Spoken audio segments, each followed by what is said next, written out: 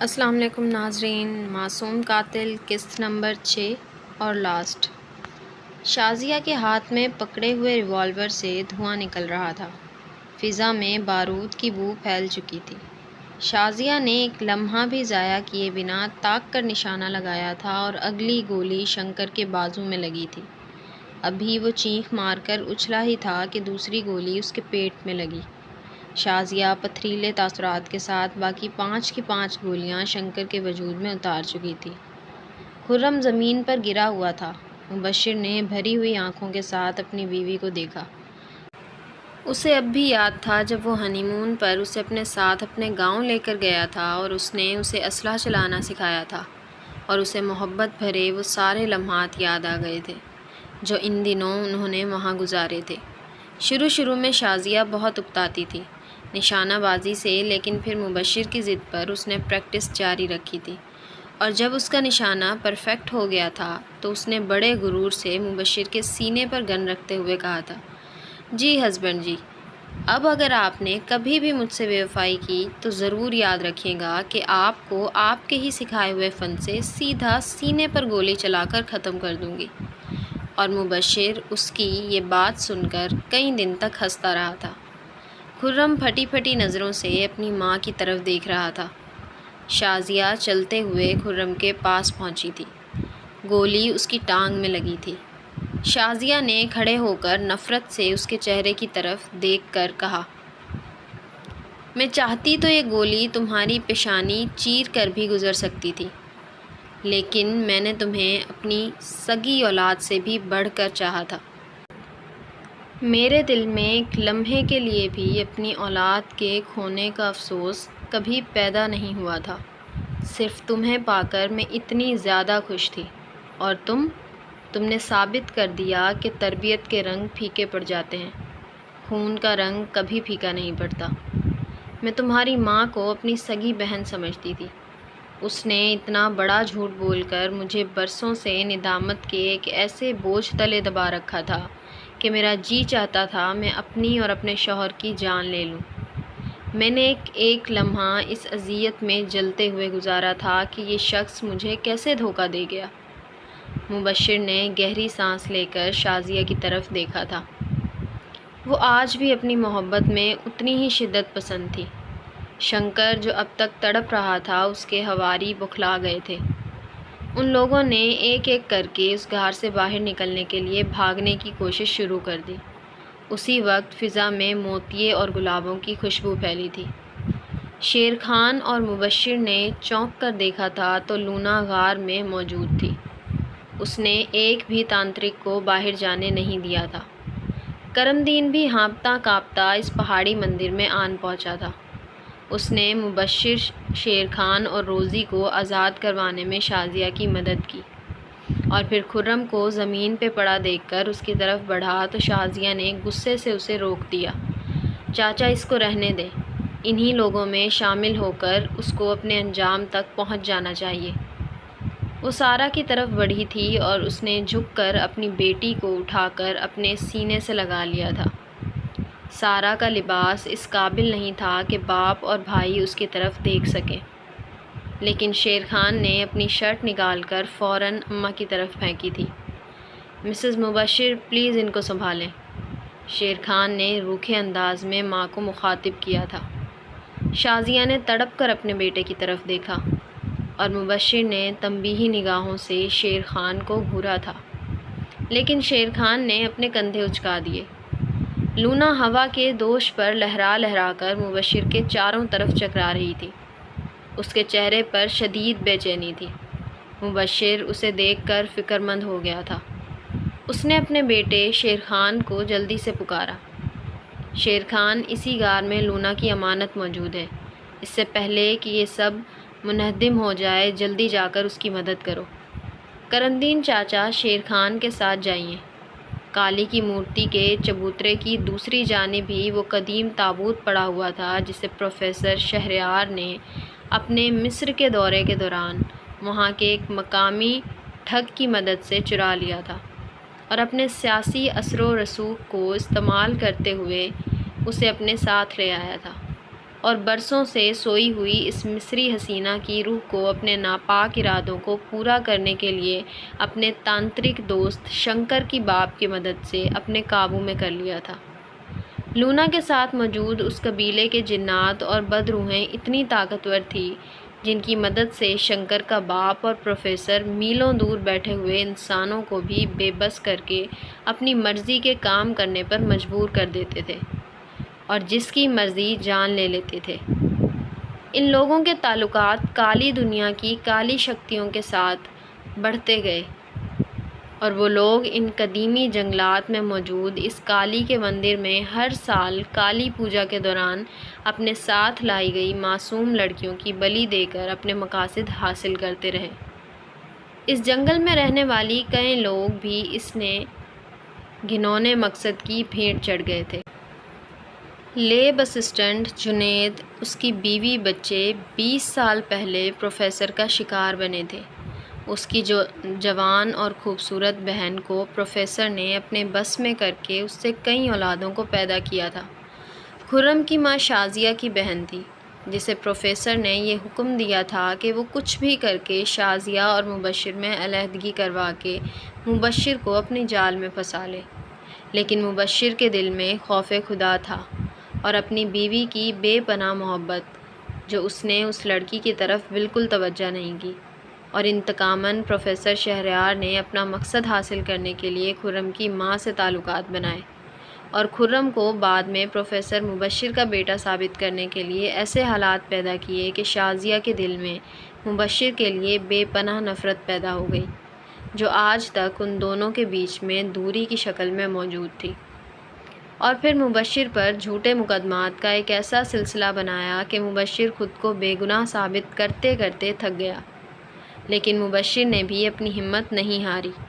اس نے ان جھوٹے مقدمات کے عوض جیل بھی کاٹی لیکن ثابت قدم رہا اور پروفیسر کے سامنے نہیں جھکا، کیونکہ پروفیسر شہریار یہ چاہتا تھا کہ مبشر لونا کی خواہشات کو پورا کر کے لونا کی مدد سے اس قدیمی جنگل میں موجود خزانے کا پتہ حاصل کرے، اور پھر پروفیسر شہریار، اس کا تانترک دوست اور ان کے نیٹ ورک سے جڑے اسی طرح کے کئی بڑے مگرمچھ ان قدیم نوادرات کو بیچ کر نہ صرف اپنی جھولی بھر سکیں بلکہ اس قدیم مصری حسینہ کی روح کو اپنے سفلی عملیات میں استعمال بھی کر سکیں۔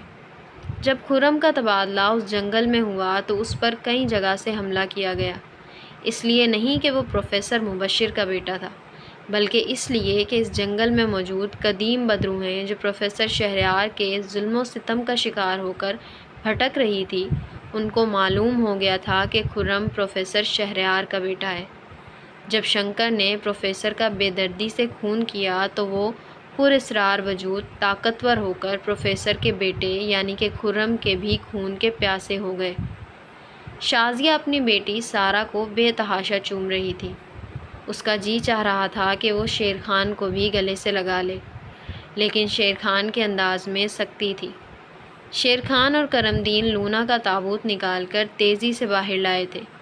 خرم کی نظروں میں اب تکلیف تھی، ندامت تھی، اور وہ اپنی ماں کی طرف حسرت بھری نظروں سے دیکھ رہا تھا۔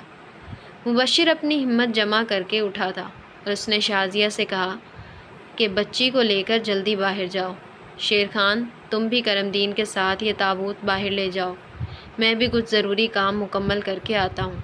شیر خان نے تڑپ کر فکرمندی سے باپ کی زخمی حالت دیکھی اور غصے سے کہا، بابا جانی، میں ایسے باہر نہیں جاؤں گا، مجھے بتائیں کہ کیا کام کرنا ہے، میں آتا ہوں نا واپس، آپ چلو میرے ساتھ باہر۔ مبشر نے مسکرا کر پیار سے بیٹے کی طرف دیکھا اور کہا، میری جان، میں جلدی نکلوں گا، تم فکر مت کرو اور ماں اور بہن کا خیال رکھو، ٹھیک ہے؟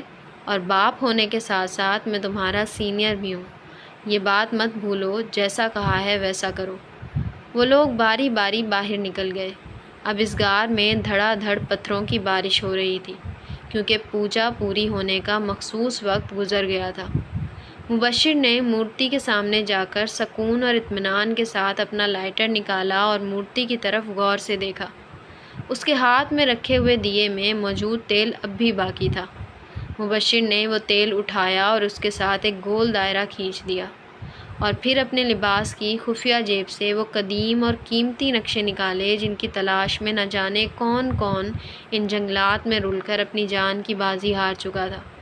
کچھ لوگ جو خزانے کے لالچ میں یہاں پہنچے تھے وہ خود ہی شنکر اور اس کی ساتھیوں کی بھیٹ چڑھ جاتے تھے اور ان کا تازہ خون ان خطرناک مہا پجاریوں کی خوراک بن جاتا تھا اور جوان جہان لڑکیوں کی عصمتیں تار تار کر دی جاتی تھیں۔ خرم حیرت سے اس شخص کی طرف دیکھ رہا تھا جس کے پاس وہ نقشے ہونے کے باوجود اس شخص نے کبھی بھی لالچ نہیں کیا تھا۔ اتنی مشکل زندگی گزار لی تھی لیکن اپنے ضمیر کا سودا نہیں کیا تھا۔ مبشر نے دونوں نقشے اس دائرے میں پھینک کر نظر آتش کر دیے۔ اسی وقت غار میں نہایت مکروہ آواز گونجی، جیسے بہت سارے عفریت مل کر چلا رہے ہوں، جیسے کچھ جانور ڈکار رہے ہوں۔ مبشر اپنی جگہ سے اس وقت تک نہیں ہلا جب تک وہ دونوں نقشے خاک نہ ہو گئے۔ خرم کی نظروں میں اب تکلیف کے ساتھ ساتھ نا امیدی بھی جھلک رہی تھی۔ بھلا پروفیسر مبشر اسے باہر کیوں لے جاتا؟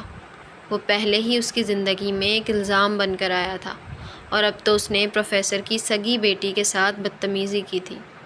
غار میں پتھر تیزی سے گر رہے تھے۔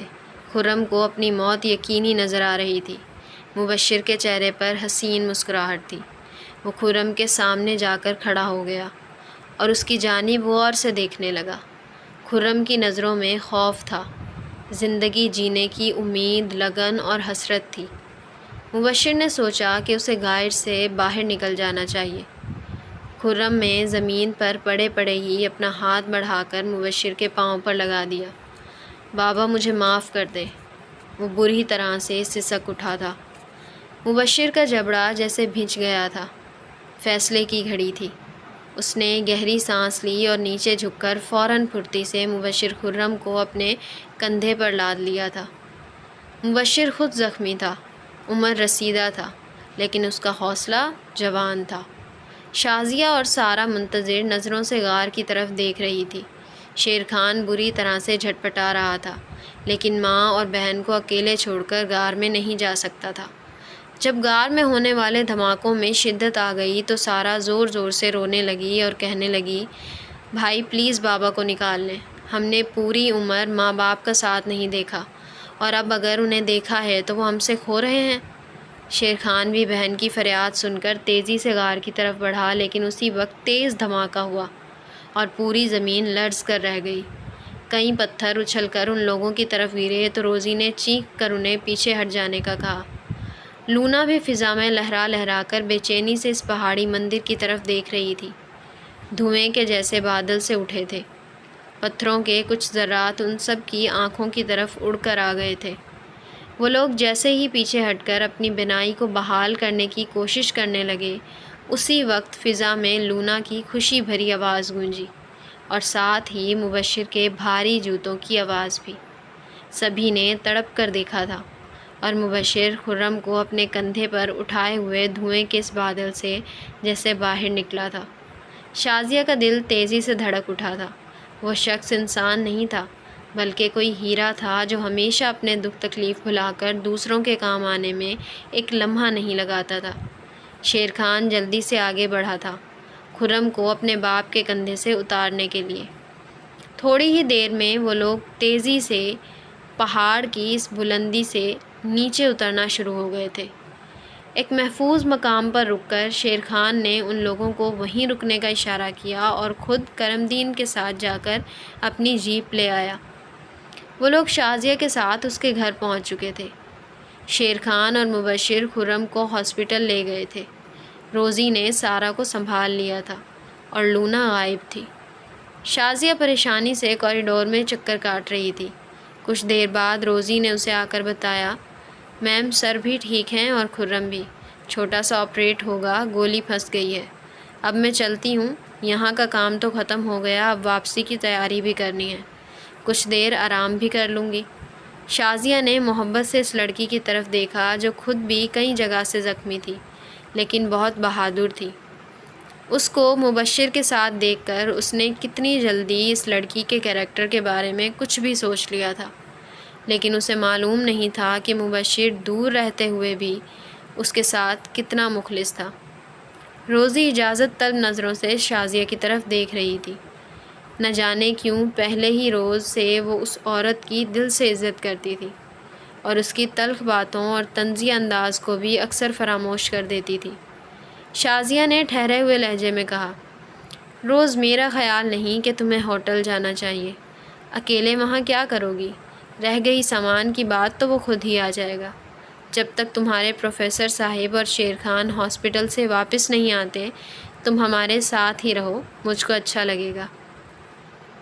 روزی شازیہ کی طرف دیکھنے لگی اور پھر گہری سانس لے کر کندھے اچکا دیے۔ جیسے آپ کو مناسب لگے، میں کچھ دیر آرام کرنا چاہتی ہوں اب۔ شازیہ نے مسکرا کر اسے اجازت دے دی۔ روزی اسی کمرے میں واپس چلی گئی جہاں پر وہ 2 روز پہلے مہمان تھے۔ سارا اپنی ماں کے بیڈ روم میں لیٹی ہوئی تھی۔ شازیہ نے جان بوجھ کر اسے ہاسپٹل نہیں بھیجا تھا، خود ہی اس کی ڈریسنگ کر دی تھی۔ شازیہ نے دودھ گرم کیا، کرمدین چاچا سے کہا کہ روزی کو دودھ دے کر آ جائے اور خود اپنی بیٹی کے لیے دودھ لے کر چلی گئی۔ روزی دودھ پیتے ہی سونے کے لیے لیٹ گئی۔ سارا اماں کی گود میں سر رکھ کے لیٹی ہوئی تھی اور دونوں ماں بیٹی باتیں کر کر کے تھک نہیں رہے تھے، جیسے برسوں کی باتیں ایک ہی رات میں پوری ہو جائیں گی۔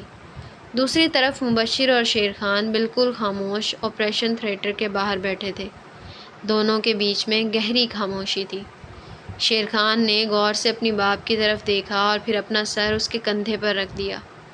اس کی آنکھوں سے آنسو خاموشی کے ساتھ بہہ رہے تھے۔ مبشر نے اسے رونے دیا اور اپنے ہاتھ سے اس کا سر تھپکتا رہا۔ 7 سال کی عمر میں اسے یہ بچہ یتیم خانے میں ملا تھا۔ وہ بھلا کب جانتا تھا کہ یہ اس کا اپنا لگتے جگر ہوگا، کہ جیسے جیسے وہ بڑا ہوتا گیا اس کے اندر ہونے والی تبدیلیاں دیکھ کر مبشر کو برا تو بہت لگتا تھا، لیکن وہ اسے روکتا ٹوکتا ہرگز نہیں تھا، کیونکہ کچھ چیزیں کنٹرول کرنے کی کوشش سے اور بھی خراب ہو جاتی ہیں۔ لیکن اب یہ احساس ہی اسے پریشان کیے دے رہا تھا کہ اس کا بیٹا۔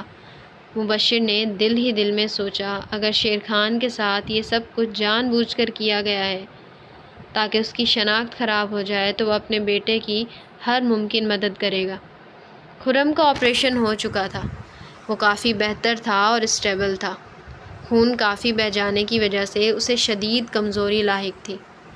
مبشر نے اپنے محکمے میں کال کر کے ساری صورتحال مختصر بتا دی۔ انسانیت کے ناطے وہ خرم سے ملنے گیا تو خرم شکر گزاری سے اس کی طرف دیکھ رہا تھا۔ اس نے مبشر کا ہاتھ پکڑ کر اپنی آنکھوں سے لگا لیا تھا۔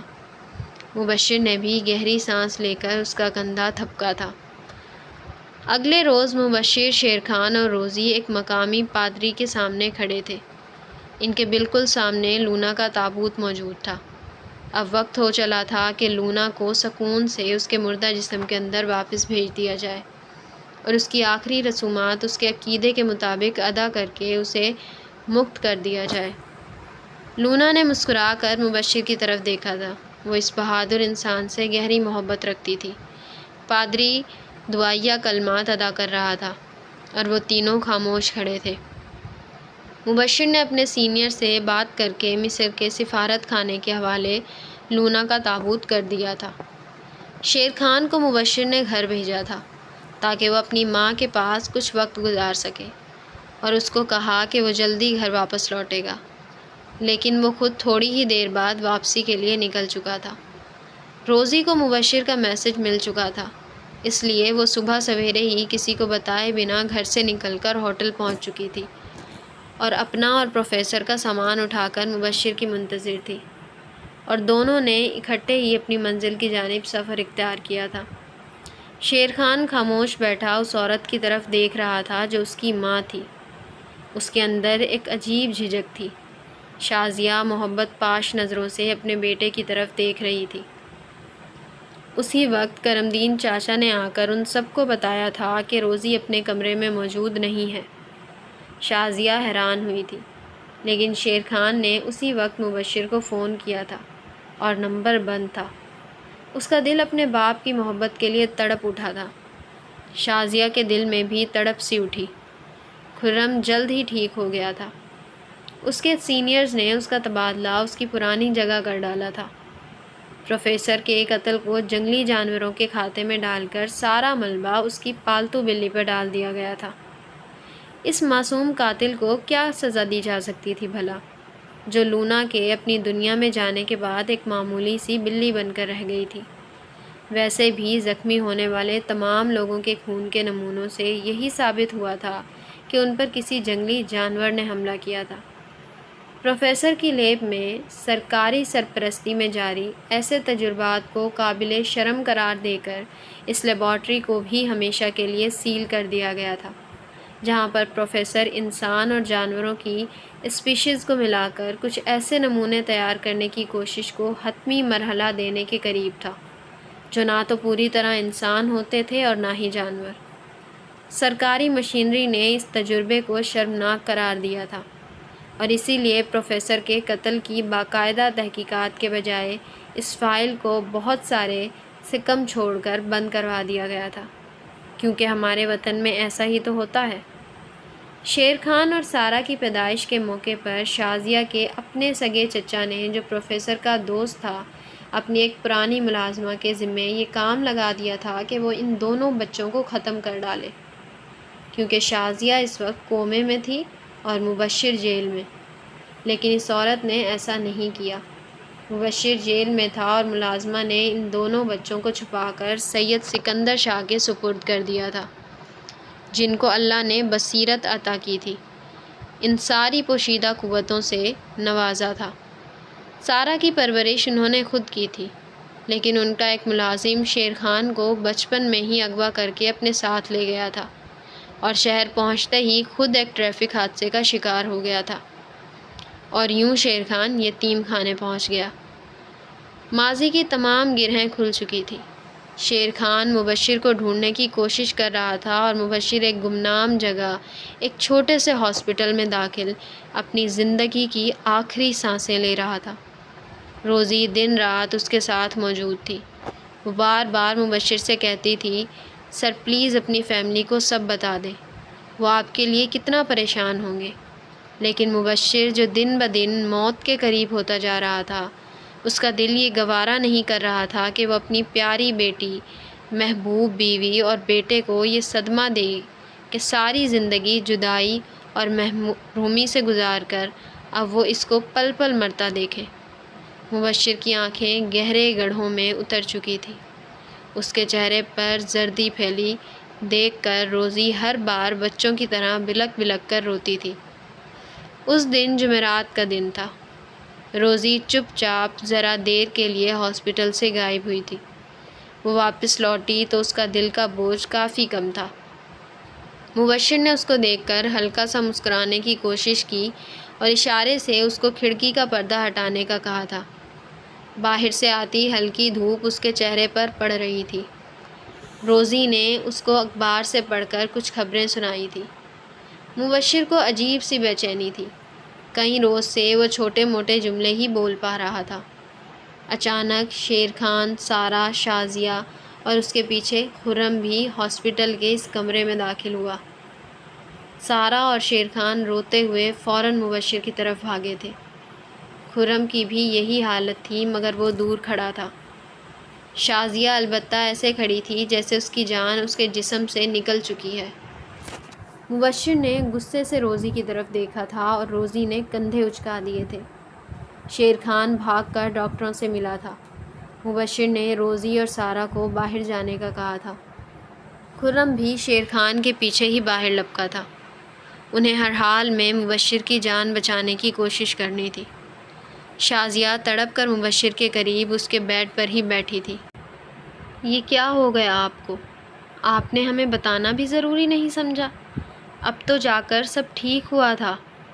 مبشر نے اپنی آنکھوں میں حیرت، دکھ اور تاسف لے کر اس ظالم عورت کی طرف دیکھا، جس نے صرف اپنی روحانی ساکھ بچانے کے لیے اور خود کو دنیا کی نظر میں بہت عظیم ثابت کرنے کے لیے اپنے ہی شوہر کو ایسا زہر دیا تھا جس کا کوئی علاج نہیں تھا۔ برسوں پرانا وہ قدیم زہر اس نے شاید انہی قدیم جنگلات کے کسی باشندے سے حاصل کیا تھا۔ تم نے ایسا کیوں کیا شازیہ؟ میں اپنے بیٹے اور بیٹی کے ساتھ چند دن جینا چاہتا تھا۔ اب تو یہ ثابت بھی ہو گیا تھا کہ میں بے گناہ تھا، پھر کیوں کیا ایسا؟ مبشر کے سینے پر سر رکھ کر روتی ہوئی شازیہ نے ایک جھٹکے سے سر اٹھایا تھا۔ اب اس کے چہرے پر مسکراہٹ تھی۔ آپ کیسے واپس آ جاتے؟ یہ جو مقام میں نے حاصل کیا ہے اس کو کیسے تیاگ سکتی تھی؟ عقیدت مندوں کی ایک بڑی تعداد ہے میرے پیچھے، چچا جان کی چھوڑی ہوئی گدی، ہماری خاندانی درگاہ، نیک نامی، سب کو کیسے چھوڑ دیتی؟ مجھے تو ویسے بھی عادت سی ہو گئی تھی ایک بیوہ کی زندگی گزارنے کی۔ ویسے بھی تو میرے دونوں بچے ہی یتیموں کی طرح پلے بڑھے ہیں، ان کے لیے تو نیا کچھ بھی نہیں ہوگا۔ اور خرم کو کیسے دنیا کی نظر میں ایک گالی بنا کر چھوڑ دیتی؟ سب کی جگہ بن جاتی، لیکن آپ کی جگہ بنانی میرے لیے مشکل تھی۔ اس لیے میں نے سوچا کہ جو ہمدردی، جو عزت آپ کے جانے کی وجہ سے مجھے حاصل ہوگی، وہ آپ کی واپسی سے تو ہو ہی نہیں سکتی۔ بس اسی لیے۔ وہ پورے دل سے مسکرا رہی تھی۔ مبشر نے اپنا کمزور ہاتھ اٹھا کر اس کے گال پر رکھا تھا۔ تمہیں میرا قتل کرنے کی کیا ضرورت تھی بیوی؟ ایک بار کہہ کر دیکھ لیتی تو میں تو ایسے ہی چلا جاتا۔ مبشر مسکرا رہا تھا۔ شازیہ نے آگے بڑھ کر مبشر کے ماتھے پر بوسہ دیا تھا اور پھر ایک جھٹکے سے اس کا آکسیجن ماسک کھینچ کر اتار دیا تھا۔ مبشر نے اپنی آخری سانسیں اسی محبوب کی باہوں میں لی تھی، جس کی آرزو وہ پچھلے کئی برسوں سے لیے جی رہا تھا۔ دروازے پہ کھڑے خرم نے پھٹی پھٹی نظروں سے یہ پورا منظر دیکھا تھا، لیکن جب تک وہ ہوش کی دنیا میں واپس آتا، مبشر کا وجود بے جان ہو چکا تھا۔ شازیہ دھاڑیں مار مار کر رو رہی تھی۔ شیر خان اور سارا بھاگ کر اپنے باپ کے پاس پہنچے تھے۔ خرم خوفزدہ نظروں سے اس معصوم قاتل کی طرف دیکھ رہا تھا۔ کیا کوئی اتنا بھی ظالم ہو سکتا ہے؟ یہ سوچ کر اس کی آنکھوں میں آنسو آ گئے تھے۔ مبشر کے فانی وجود کو اس وقت ایمبولینس میں منتقل کیا جا رہا تھا جب شازیہ کے نمبر پر پیغام موصول ہوا۔ بی بی جی، راستہ مل گیا ہے لیبارٹری کے اندر سے اس غار تک جانے کا، اور نقشہ بالکل اصلی ہے۔ کھدائی جاری ہے، جلد ہی خزانہ ہمارے پاس ہوگا۔ شازیہ نے روتے روتے نظر بچا کر موبائل پر موصول ہونے والے پیغام کو پڑھا تھا، اور ایک گہری مسکراہٹ نے پل بھر کے لیے اس کا چہرے کا احاطہ کیا تھا۔ شام کے اندھیروں میں کونجوں کی لمبی قطار کی کرلاہٹ سے سننے والوں کے دل مغموم ہوئے تھے، اور کسی بچھڑی ہوئی کونج کی صدا نے فضا میں جدائی کا ساز گھولا تھا۔ ختم شد۔ ناظرین، معصوم قاتل ناول یہاں ختم ہوتا ہے۔ اگر آپ کو یہ ناول پسند آیا ہو تو کمنٹ باکس میں اپنی رائے کا اظہار ضرور کیجیے گا، اور چینل کو لائک اور سبسکرائب کرنا مت بھولیے گا۔ شکریہ۔